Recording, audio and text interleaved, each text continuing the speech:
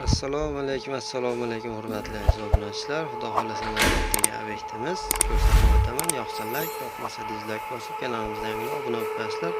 Razdivalkamiz bu yer to'pli pol sistemasida to'pli pol bilan isiydi.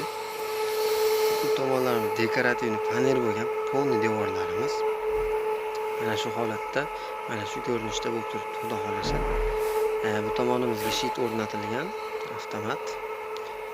Bu yoqlarimiz ko'rsatib o'tadigan bo'lsam, unitazimiz mavjud bu yerda. Bu tomonimizda esa shkafli rakovinadan o'rnatilgan, tepasida tomchisimon oyna. Oynamiz ham 3-4 xil svetda yonadi. Spirali ham mavjud plus. Bu tomonimizda saksontali Epo firmasini Aristoni tagiga kir mashina o'rnagan.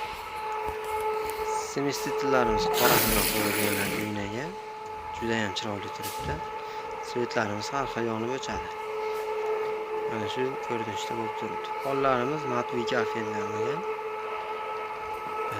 Devorga nisbatan o'xshash. Patologiyamiz Dekor Plus.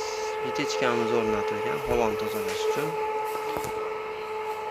Bu xonamiz dushovoy xona bo'lgan. Dushovoy xonamizni razmerlari 1.10 ga 2 bo'lgan, razdivalkaniki 2.60 ga 2 bo'lgan. Dushovoy xonamiz mana узкий bo'lgan, kichikroq bo'lgan. Atak bemalol cho'milib chiqib ketsa bo'ladi. Bir kishi bemalol cho'milib oladi. O'rtada перегородкаga eshik qo'yiladi. Hozir emas, eshik tayyor bo'lsa qo'yiladi.